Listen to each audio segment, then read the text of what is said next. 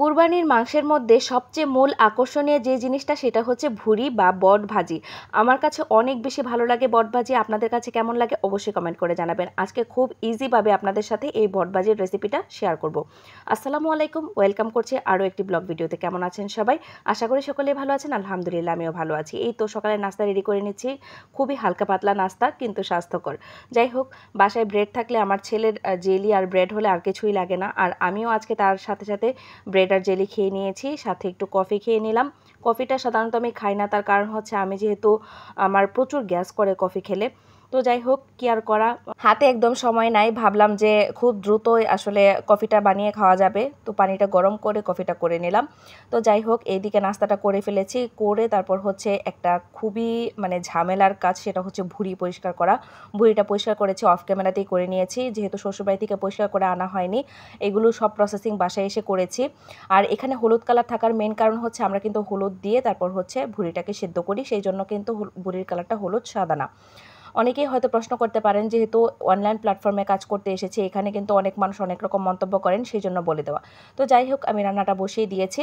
আমি এখানে দিলাম পেঁয়াজ বাটা, রসুন বাটা, আদা বাটা, জিরা বাটা আর হচ্ছে লবণ।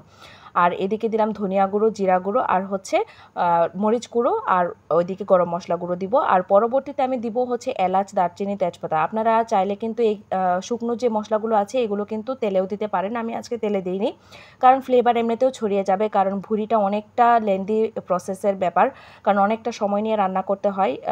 যদি আপনি ভাজি না করেন তাহলে কিন্তু খেতে আসলে ভালো লাগে না। অনেকেই দেখি ভুঁড়িটা ভুনা ভুনা রাখে, আমাদের কাছে আবার এটা ভালো লাগে না। ভাজি না করা পর্যন্ত আমরা আসলে খেতে পারি না। তো যাই হোক, এদিকে মশলাটাকে অনেকক্ষণ সময় নিয়ে কষিয়ে নিয়েছি।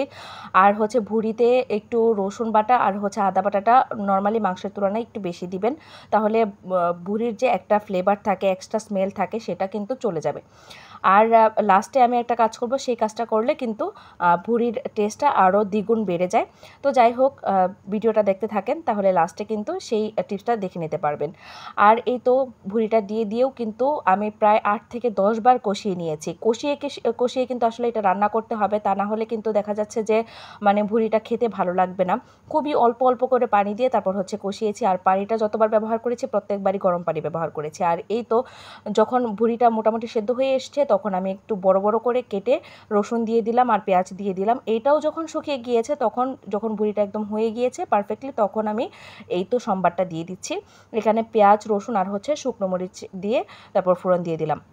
যারা জিরার ফোড়নটা পছন্দ করেন, কাঁচা জিরার ফোড়নটা, সেটাও কিন্তু দিতে পারেন। আমি এক্সট্রা আসলে কাঁচা জিরাটা পছন্দ করি না, সেই জন্য ব্যবহার করিনি। এই তো ভাজি হয়ে গিয়েছে, এইবার শুধু খাবার পালা। আমি ভেবেছিলাম যে খাবার সময় আসলে ভিডিওটা করব, কিন্তু এর তো লোভনীয় জিনিস খাওয়া পর্যন্ত অপেক্ষা করা সম্ভব নয়। তো আজকের মতো এই পর্যন্তই।